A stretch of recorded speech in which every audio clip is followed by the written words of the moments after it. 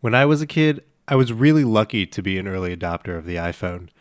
At first, the apps were interesting, to say the least.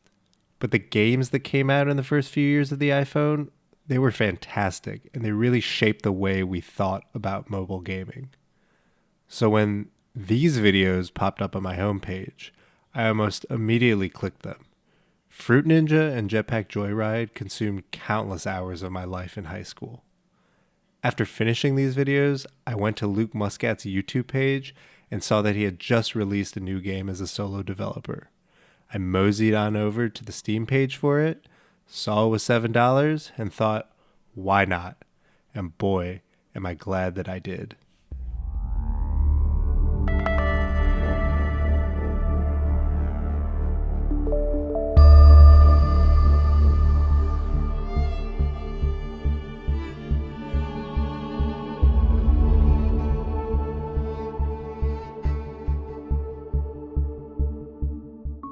Feed the Deep is a self-described Lovecraftian roguelike. As one of many nameless divers, you are tasked with the honor of protecting the floating cities above. To do so, you must navigate a series of underwater cave systems and satiate the hunger of the monster at the bottom of the ocean. The game focuses on exploring the waters to gather resources and upgrade your kit. Your goal in each level is to find the chum and feed it to the deep. It seems simple, but the game gives you little more than some general guidance and basic equipment to start off with. A flare gun to attack enemies with, and some rope to tow objects. Eventually, you'll find more tools scattered around and collect jewels to purchase more items at your base. Each of the 6 levels adds new items to tinker with and a new twist to the formula. To me, a modern roguelike is defined by its gameplay loop. Learning to use an unpredictable toolkit to overcome unpredictable challenges through trial and error. I'm expecting a game that will present me with an almost certainly insurmountable obstacle on my first run, but show me a glimpse of the path to success so that I want to keep coming back and figure out how to progress. Unfortunately, Feed the Deep lacks this. I was rarely presented with an obstacle that took more than a few minutes for me to problem solve, and I didn't feel like I was figuring out or getting better at the game the further I went. Feed the Deep has other roguelike elements, like each level's layout is procedurally generated, and there's clearly a sense of mystery and exploration. But it feels like a car without an engine. The heart of what makes it all come together is just missing. That doesn't mean it's a bad game, far from it actually, but when I jump into what is sold to me as a roguelike, I expect a certain experience that Feed the Deep falls short of. I was also disappointed to see that there was no form of permanent progression. No abilities for future runs, no item unlocks, nothing.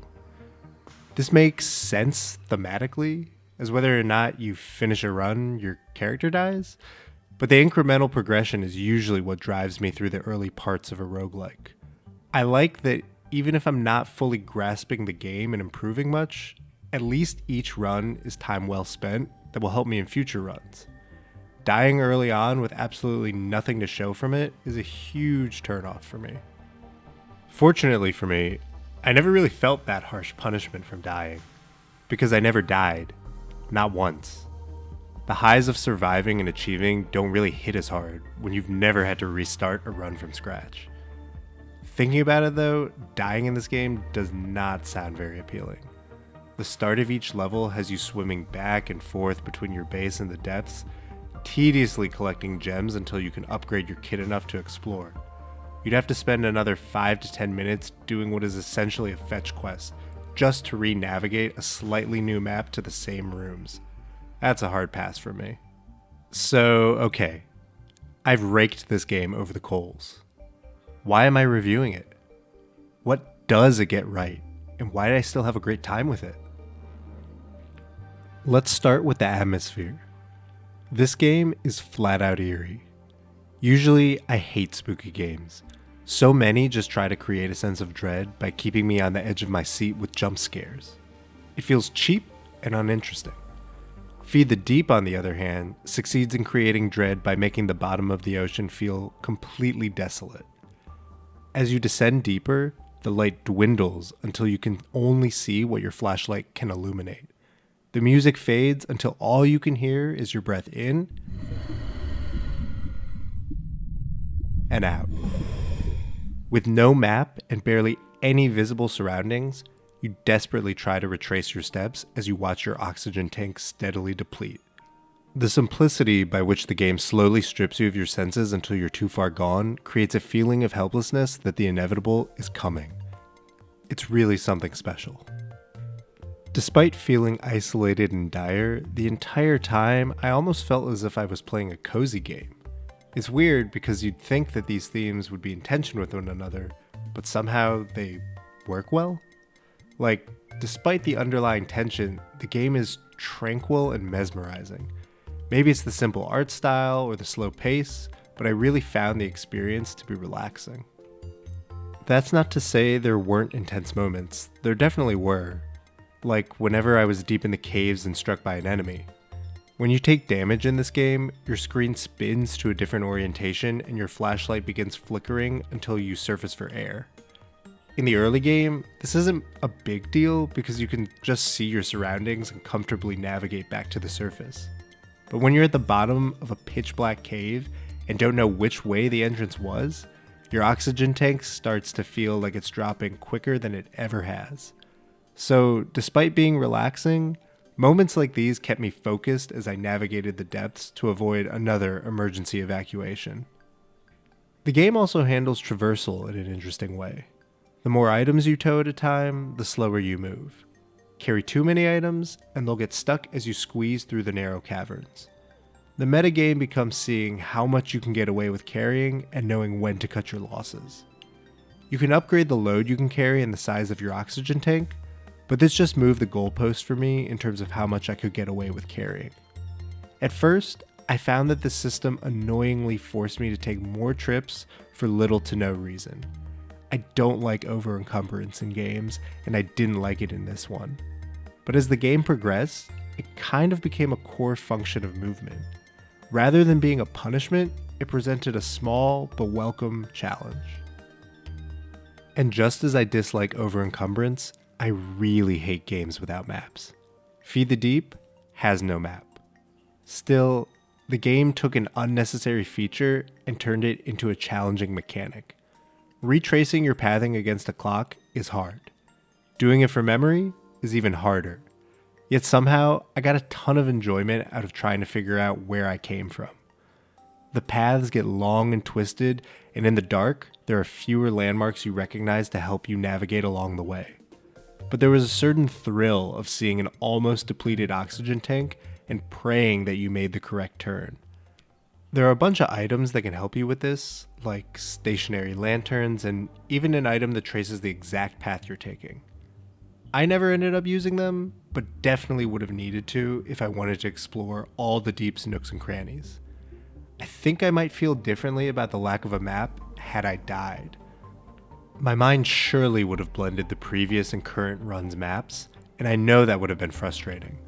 But it never happened, so I'm not going to knock the game for it. The main collectible in Feed the Deep are journals. For a game basically without a story, the journals gave color to the world, showing glimpses of the lives of the divers that came before you. While some of these are lighthearted and jokey, they paint a bleak picture of those that were sent, just like you, to feed the deep. I always appreciate collectibles that are completely optional but add character to the world. I didn't go hunting for any that I didn't naturally come across, but there are 75 journals total, plenty for those completionists who love a collectathon. There are also arcade cabinets hidden throughout the levels. Although, as far as I know, you don't get anything by beating the high score, they're an energetic oasis from the otherwise bleak environment and give you some room to just chill out. It's also pretty funny to see the horrors of the depths that you've desperately tried to avoid casually swim by as you crank out a round of Guitar Hero. I think Feed the Deep is a fun and worthwhile experience that's just held back by its roguelike designation. It feels like quite the opposite of a roguelike. Once you've solved a level, there really isn't much of a reason to ever go back to it. But the aesthetic and relaxing gameplay made the 4 or so hours I spent with it pretty enjoyable. At $7, I definitely think it was worth my time.